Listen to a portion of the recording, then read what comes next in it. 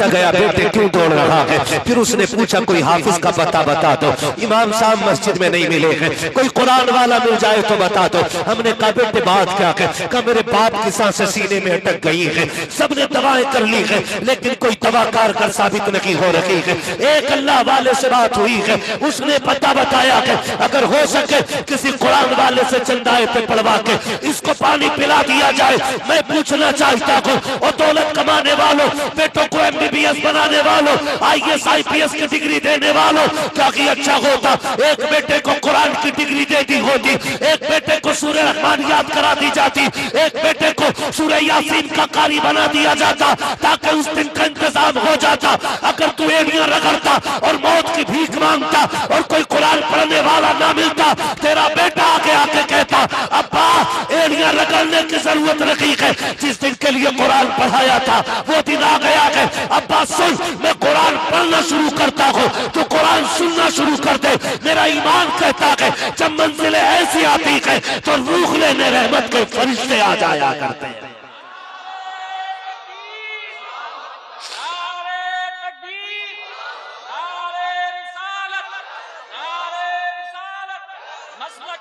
जज़ाकल्लाह भाई साहब, पढ़ाएंगे इंशाअल्लाह बच्चों को। एक बेटा तैयार करना, एक बेटा जो आपके मरने के लिए आसानियां पैदा कर दे, मरने के लिए आसानियां पैदा कर दे। खुदा के वास्ते दीन घरों में लेके आइए, जलसों में सुन के जलसों में न छोड़ जाइए।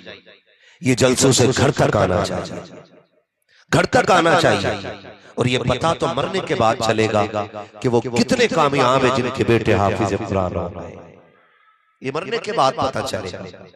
आज तो कोई देख के कहता ज़कात खाने वाले। मैं देख रहा था जब यूं नोट चला रहे थे ना, यूं मैं सोच रहा था अगर इन्हीं से मदरसे वाले रसीद के नाम पे पैसा मांग लेना तो मैया मर जाएगा।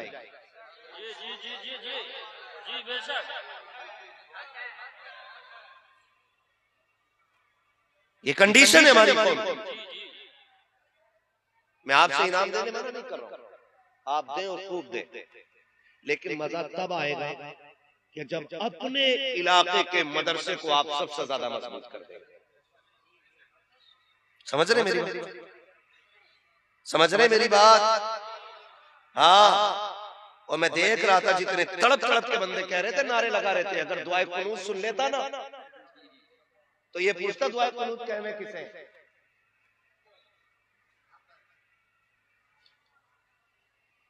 खुदारा आज हमारे मदरसों की कंडीशन ये है, हमारे मदरसों की कंडीशन कि 3-3 महीने की तनख्वाहें मुदर्रिसीन की उधार रहती है।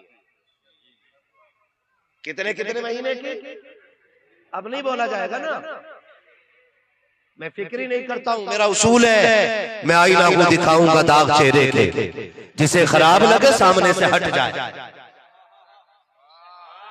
मैं चापलूस हुई नहीं, इतना कड़वा बोल के जाऊंगा कि कब्र में भी मेरी बातें याद आती रहे।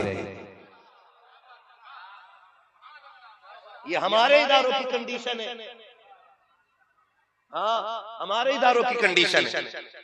खुदारा आप ये पैसा मदरसों में भी लगाइए, आप ये पैसा मदरसों में भी लगाइए। कभी मदरसे आया करो, अक्सर मदरसों में पढ़ने वाले मजदूर के बच्चे होते हैं, किसान के बच्चे होते हैं। मैं सन्ने गालिब के साथ कह सकता हूं इन 16 फारिगीन में एक बेटा भी MBBS का नहीं होगा। सुने, अल्लाह करे ये बातें जहन में उतर जाए, एक बेटा भी MBBS का नहीं होगा इनमें। ऐसे ही है ना, मदरसे वाले हैं जिन्होंने जलसा कराया, कोई है उनमें से? नहीं है ना। ये हमारे स्टेजों का सलाम पढ़ लेते तो हो सकता है, सलाम पढ़ लेते तो ज्यादा लोगों को फजर मिल जाती।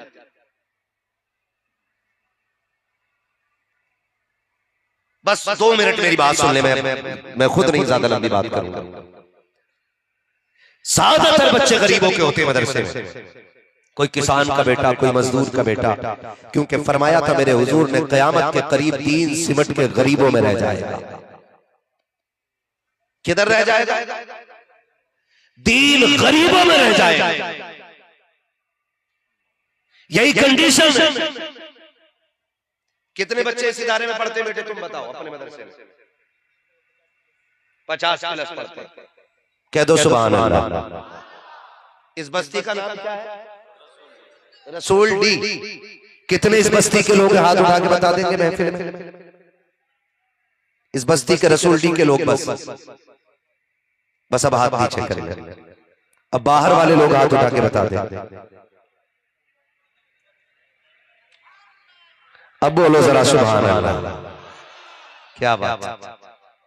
जो दूर दराज से मेरे भाई चल के आए हैं, अल्लाह उनके रिस्क में वसअतें बरकतें अता फरमाए, है ना? खुदा आपको सलामत रखे। हो सकता है रसूल डी में 10-15 ही घर हो।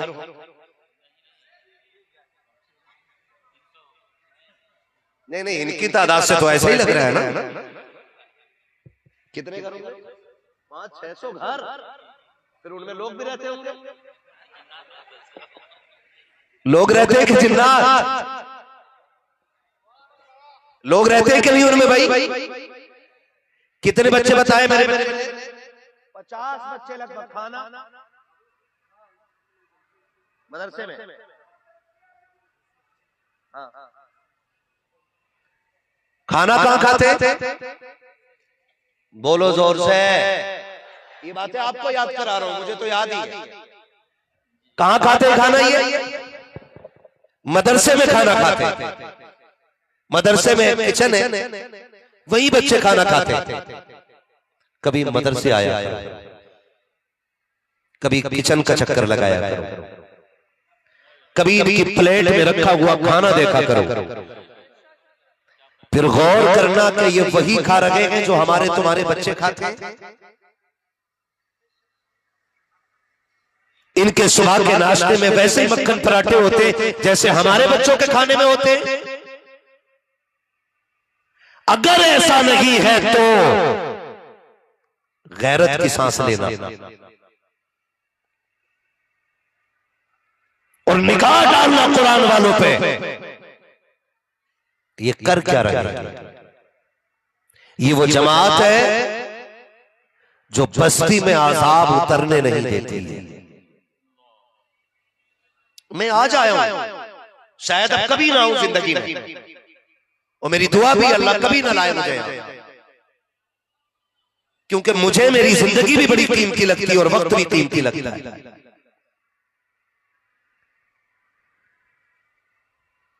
कभी आके देखो, ये कभी 2 बजे लेके इनमें कुछ कुरान बैठते होंगे, कुछ 3 बजे कुरान लेके बैठते होंगे, कुछ 4 बजे कुरान लेके बैठते होंगे, और वुजू वही ठंडे पानी से, बैठने के लिए वही चटाई, वही फर्श, किसी के नीचे मखमल का गद्दा नहीं। लेकिन बताओगे आज तक आपके इदारे में कोई सर्दी की वजह से मरा है? तुम बताओ मरा है कोई? नहीं ना, आप तो मदरसे में ही रहते हो, बोल सकते हो। आज तक कोई मरा है ना? कोई नहीं मरा है। इसके बरक्स हम अपने घरों को देखें, हमारे वो बच्चे जो स्कूल जाते हैं, सुबह उठ के गीजर का गर्म पानी, वीआईपी शूज, वीआईपी कपड़े, वीआईपी प्रेस, वीआईपी गाड़ी, वीआईपी टिफिन, वीआईपी इंतजाम, इस सब के बावजूद बच्चा जब आता है ना तो नाक चली होती है, ठंड लगी होती है। बच्चों से पूछा जाए क्या हो गया, आज स्कूल के कमरे की खिड़की खुल गई, ठंडी हवा आ गई, इसलिए तबीयत खराब हो गई। आपसे पूछना चाहता हूं, एक बच्चा तो वो है जिसको दुनिया की नेमतों से लेस किया जा रहा है, जिसके धोने हाथ पैर धोने के लिए, खाने पीने के लिए स्टैंडर्ड इंतजाम है, और एक जमात वो है जो रात के सन्नाटे में उठने वाली, ठंडे पानी से वुजू करने वाली, वीआईपी बिस्तर नहीं है, वीआईपी फर्श नहीं है, वही टूटी चटाई पे बैठ करके कुरान की तिलावत करने वाली, ठंडे पानी से वुजू करके रब को याद करने वाली जमात साल साल भर पढ़ते रहते हैं, लेकिन आज तक कोई भी मदरसे के ठंडे पानी की वजह से बीमार नहीं होता है। मैं पूछना चाहता हूँ, मुझे बताओ तो सही, इसकी रगों में भी लहू है, इनकी रगों में भी लहू है, ये भी इंसान की औलाद, ये भी इंसान की औलाद। आखिर फर्क क्या है? जो स्कूल में जाता है ठंडे फर्श की वजह से बीमार हो जाता है, जो मदरसे में रहता है ठंडे फर्श पे बैठता है, ठंडे फर्श पे सोता है, बीमार क्यों नहीं होता है? तो मदीने से आवाज आती है, नादान अंदाजा क्या लगाता है? सुनो, कान खोल के सुन ले। जो बच्चे स्कूलों में जाते हैं हिफाजत माँ बाप करते हैं, जो मदरसे जाते हैं उनकी हिफाजत मदीने वाले रसूल पाक करते हैं। ये फर्क है, ये फर्क है दीनी तालीम में। और हमने क्या किया?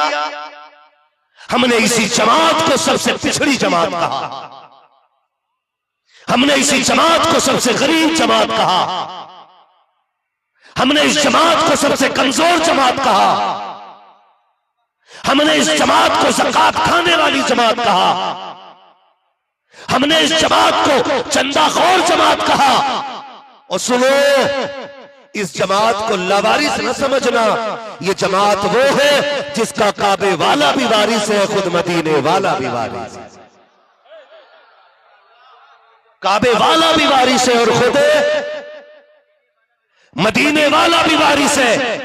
और सुनो, जो वजीफा आप देने जा रहा हूं, शायद अब तक शुरू जलसे से न मिला हो, वो वजीफा अब मुझसे ले लीजिए। कितने लोग चाहते हैं कि अल्लाह उन्हें अमीर बना दे?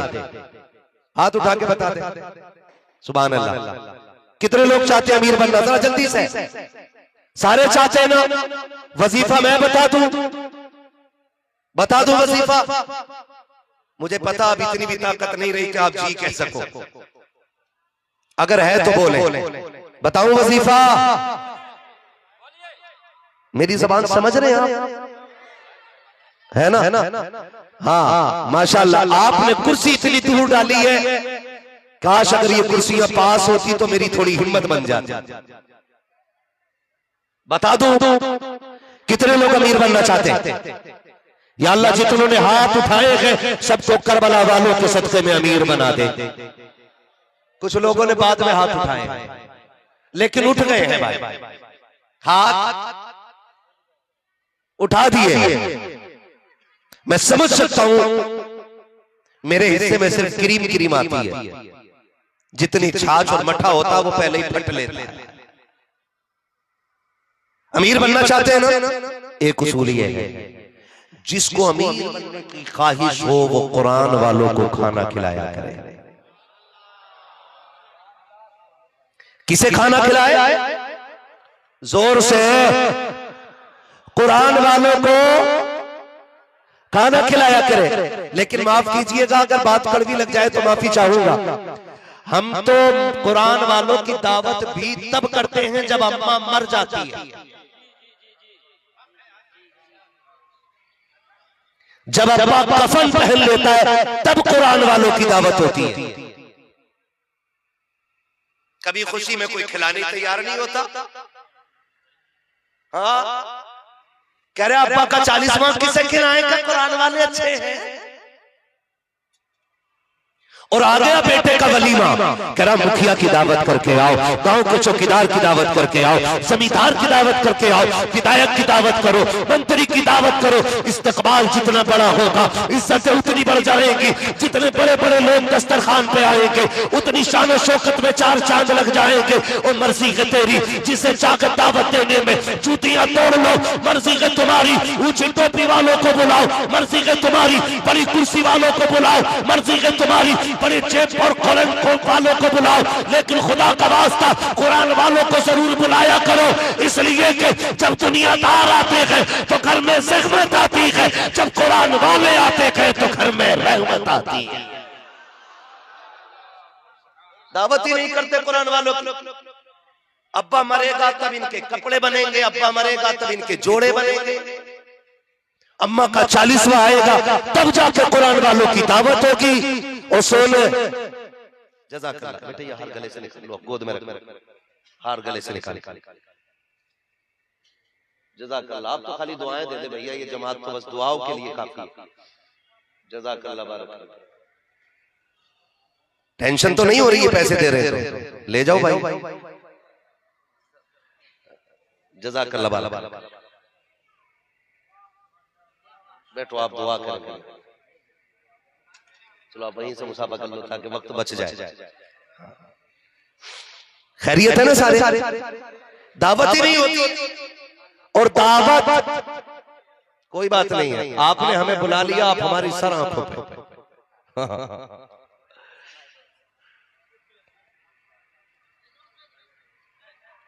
खैरियत है।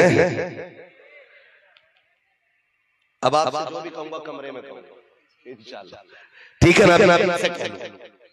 सुन रहे मेरी बात? शादी में दावत ही नहीं होती, मैयत में होती है। अब्बा मरे तब, भाई मरे तब, बहन मरे तब, कोई मर जाए तब ये जमात याद आती है, तब ये जमात याद आती है। और जब बेटे का वलीमा हो तो हम इनको भूल जाते हैं। दावत अगर हो गई दावत तो दावत करके भूल जाते हैं। दावत हो भी जाए तो दावत करके भूल जाते हैं। फिर मदरसे से हजरत का फोन आए किसी का स्टाफ का, भाई आज दावत थी, खाने का क्या हुआ? ओ खाना तो सब लोग खा गए, बच्चे नहीं आए थे, मदरसे से कोई नहीं आया था खाने के लिए। कहते नहीं, हमने तो सुबह कहलवा दिया था। तो अगर उस्ताद ये कहे कि कोई दोबारा बुलाने नहीं आया था ना, तो पता क्या कहते हैं? दावत तो करा दी थी, आ जाना चाहिए था। तो सुन, कान खोल के सुन। होगा जमींदार तू अपने लिए, होगा तू मंत्री अपने लिए, ये कुर्सियां ये पद हमारी जूतियों की ठोकर पे। अल्लाह ने कुरान वालों को वो इज्जतें दी है कि ये फाके तो मर सकते हैं, बगैर बुलाए किसी के दस्तरखान पे नहीं जा सकते।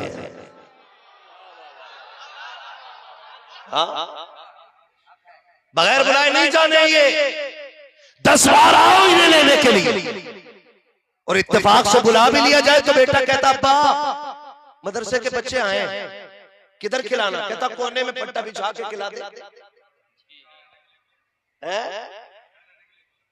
यहीं से कहो थोड़ी देर खड़े रहे, अभी वीआईपी लोग खाना खा रखे हैं, हम भी उसी लाइन में खड़े हो गए क्योंकि हमारा रिश्ता भी कुरान से है। कब वीआईपी खा रहे थे, हम सोचने लग गए वीआईपी कौन होते हैं। हमने किसी से पकड़ के पूछा बताओ ना वीआईपी कौन है? का मौलाना बड़ा सीधा है, तुझे ये नहीं पता वीआईपी कौन है? अभी देखना थोड़ी देर में जब ये खा के जमात निकलेगी तब तुम्हें समझ में आ जाएगा वीआईपी कौन है। जब वो खा के निकले, जो कुत्तों की तरह खड़े होकर खा रहे थे, जिन्हें खाने का सलीका तक नहीं था, जिन्हें न बिस्मिल्लाह कह के खाना आता है, न खा के अल्हम्दुलिल्लाह कहने का शऊर है, उसे दुनिया वीआईपी कह रही थी। जब निकले तो हमने देखा, हमने कहा इनके भी 4 हाथ पैर, हमारे भी 4 हाथ पैर, वीआईपी किधर से गए? कहा तूने उनके जूते नहीं देखे। मैंने कहा क्या था जूतों में? कहा 18,000 के वुडलैंड के जूते पहन के आए थे, 22,000 का कोट पहने था, 12,000 का रेबिन का चश्मा लगा था, 6,000 का कैप लगा था। ये वीआईपी लोग थे, 70,000 की घड़ी बांधे थे। मैंने कहा वाह जी वाह, ये मयार किसने बनाया है कि जिसका जूता कीमती होगा वो वीआईपी होगा, जिसका कोट कीमती होगा वो वीआईपी होगा। का दुनिया वाले यही कहते हैं। मैंने कहा सुन, मैं दुनिया वालों की नहीं मानूंगा, मैं तो उसकी मानूंगा जिसके कहने से मैंने जन्नत को माना है, जिसके कहने से मैंने जहन्नम को माना है, जिसके कहने से मैंने आखिरत को माना है, जिसके कहने से मैंने हश्र को माना है, जिसके कहने से मैंने कब्र को माना है। मैं उसकी मानूंगा जिसके कहने से मैंने खुदा को माना है। आका आप बताओ तो सही वीआईपी कौन होता है? तो मेरा नबी कहता है खैरुकुम मन तअल्लमल कुरान व अल्लमहु, वीआईपी वो होता है जो कुरान पढ़ा करता है, कुरान पढ़ाया करता है।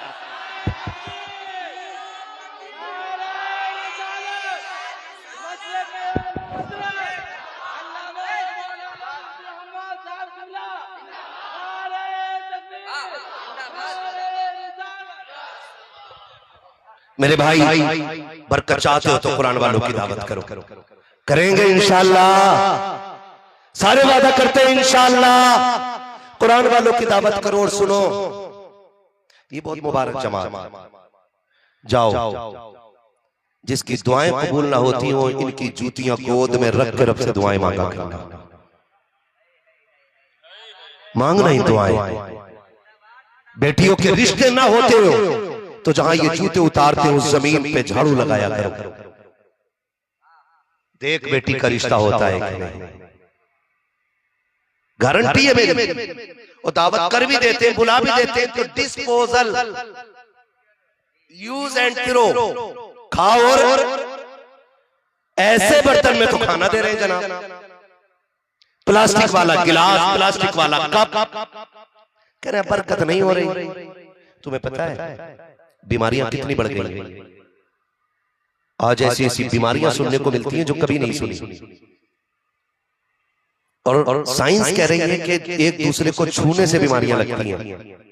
मैं गारंटी के साथ कहता हूं, ये बीमारियां छूने की वजह से नहीं हुई, ये बीमारियां एक दूसरे से जुदा होने की वजह से हो गई हैं। एक दूसरे से अलग होने की वजह से बीमारियां हो गई हैं। आप यकीन करें मेरी बात का जो मैं कहने जा रहा हूं, जो बुजुर्ग हैं वो मेरी बात की तायीद करेंगे। आज चार भाई एक दस्तरखान पर बैठे तो चार प्लेटें अलग अलग, बोलो ऐसे ही है कि नहीं? चार भाइयों की प्लेटें अलग, कहते स्टैंडर्ड दौर आ गया, अब तरक्की का दौर है, चार भाइयों के चार गिलास अलग। और फिर कह रहा किसी ने बंदिश लगवा दी, बरकत नहीं हो रही। फिर ये नजरिया पाल रखा हमने, होता वही है जो अल्लाह चाहता है, जो अल्लाह चाहता है।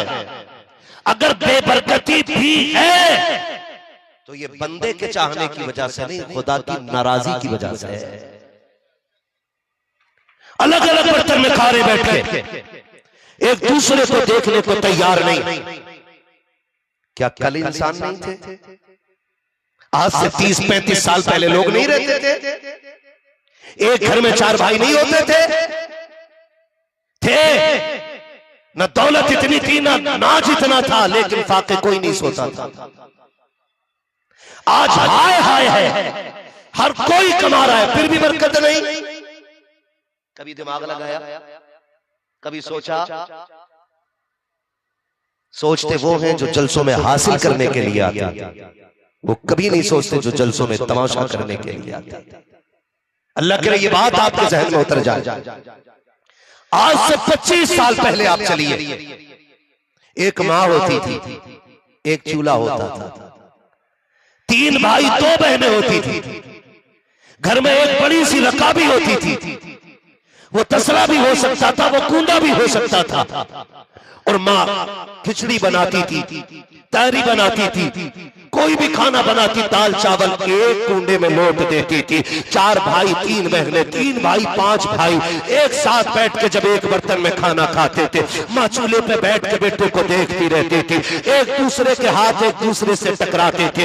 एक बर्तन में जब एक साथ 5 हाथ डाले जाते थे, कभी मेरी उंगली भाई की उंगली से टकराती थी, कभी उसकी उंगली बहन की उंगली से टकराती थी। जब इस तरह के हाथ एक दूसरे से टकराते थे तो फिर बीमारियां नहीं, खुदा की रहमतें बर्तन में उतरा करती थी, शिफाएं उतर जाया करती थी। और तुम सोच भी नहीं सकते हो, जब माँ चूल्हे पर बैठ करके बच्चों को खाते देखती थी, कभी हम रोटी के लिए लड़ते थे, कभी हम आलू के लिए लड़ते थे, कभी हम लुकमे के लिए लड़ जाते थे। माँ मुस्कुरा के कहती थी, खुदा मेरी नस्लों को यूं ही खिलाते रहना, मालिक मेरे बेटों को यूं ही खिलाना। तो सिर्फ हलक के नीचे लुकमे नहीं जाते थे, माँ की सैकड़ों दुआएं चली जाती थी। अगर दुआएं देने वाली माँ होती है तो रहमत आसमानों से खुदा नाज़िल फरमा दिया। मैं आज भी कहना चाहता हूं, इन कुरान वालों को जब भी बुलाओ ना तो डिस्पोजल नहीं, 1 नंबर के बर्तन में खाना देना है। जो आपके घर का सबसे कीमती बर्तन हो उसमें खाना दीजिए। और कहिए चम्मच से ना खाना, उंगली डुबा डुबा के खा। सुना गए तेरी उंगलियों के जरिए घर में बरकतें उतरा करती हैं। कभी इनसे ये कहिएगा, इन्हें खिलाइए इस नजरिए से कि अल्लाह बरकत देगा, फिर आपको परेशान होने की जरूरत नहीं है। कदम इनके आएंगे, करम मदीने वाले मुस्तफा का होना शुरू हो जाएगा। करेंगे इंशाअल्लाह ऐसा। अपने बच्चों को पढ़ाइए, आखिरत की तैयारी कीजिए। आप जितना ज्यादा से ज्यादा हो सके कुरान वालों की मदद कीजिए, अपना पैसा कुरान वालों पे लगाइए। बस फरमाया गया इन्ना दीना इंदल्लाहिल इस्लाम, अल्लाह के नजदीक पसंदीदा दीन मजहब इस्लाम है। हम अपने दीन को फॉलो करें, हम कोशिश ये करें कि हमारे नजरियात भी कुरान की रोशनी में हो, हमारी अमल की रविश भी कुरान की रोशनी में हो, ताकि दुनिया को ये पता चल जाए इनके नबी ने जो किताब ला के दी थी वो सिर्फ जिन उतारने के लिए नहीं, जिंदगी संवारने के लिए भी ये कौम इस्तेमाल कर रही है। पढ़ेंगे इंशाल्लाह, बच्चों को पढ़ाएंगे इंशाल्लाह। कितने लोग पढ़ाएंगे बच्चों को? हाथ उठा के बताएं सुभान अल्लाह। हाय हाय हाय, अल्लाह राजी हो सबके बच्चों को कुरान जैसी कीमती दौलत नसीब फरमाए। इन बच्चों से कुरान वालों से आखिरी बात, अब कुरान वालों से आखिरी बात करने लगा हूं। जो फारिग हुए हैं एक एक बच्चा मेरी बात गौर से सुन ले। आज जो आप हाफिज कुरान बने हैं, या बाप ने जो आपको इतनी मेहनत करके तुम्हारे हिस्से का खुद कमा के मजदूरियां करके लोगों की गालियां सुन के धक्के खा के तुम्हें जो हाफिज बनाया है ना, तुम्हें इसलिए नहीं बनाया कि तुम माँ बाप को भूल जाओ, इसलिए तुम्हें बनाया है कि खुदा करे कि आपके वालिदैन की उम्र लंबी हो, उनका साया आपके सर पे तादेर कायम रहे। लेकिन मौत तो सच है ना, ये वो कड़वी सच्चाई है जिसे हर मजहब हर धर्म का बंदा तस्लीम करता है। अगर तुम्हारी जिंदगी में बाप कब्रिस्तान की तरफ चल पड़े दफन होने के लिए, इतनी मेहरबानी करना जब मिट्टी डाल के 3 मुट्ठी दुनिया बिरयानी की तरफ भाग जाए, तुम्हें बाप की कब्र से उठ के नहीं आना है, तुम्हें उनकी कब्र पे बैठा रहना है और कहना अब्बा पूरी जिंदगी तू कमाता रहा, मुझे पढ़ाया, फिर मुझे पढ़ाने के लिए भेज दिया, तुझे भी फुर्सत न मिली, मुझे भी फुर्सत न मिली, आज तू कब्र में फुर्सत से लेटा है। जो कुरान तूने मुझे सिखाया था आज वो कुरान में तुझे सुनाना चाहता हूँ। अपने बाप की कब्र पर बैठना और अलहम्द के अलीफ से लेकर वन्नास के सीन तक जब तक तिलावत मुकम्मल ना हो जाए उसकी कब्र छोड़ के ना आइएगा, उसकी कब्र छोड़ के ना आइएगा। मेरा ईमान कहता है अगर बेटे ये अमल करना शुरू कर दे तो खुदा की कसम आपका कुरान मुकम्मल बाद में होगा, अल्लाह बख्शिश की जमानत बाप की कब्र में पहले नाज़िल फरमा देगा। ये मेरी नसीहत कुरान वालों के लिए थी। अल्लाह हम सब के बच्चों को कुरान का कारी बनाए। बस जो हुए गलतियों को माफ फरमाए रब्बे कायनात।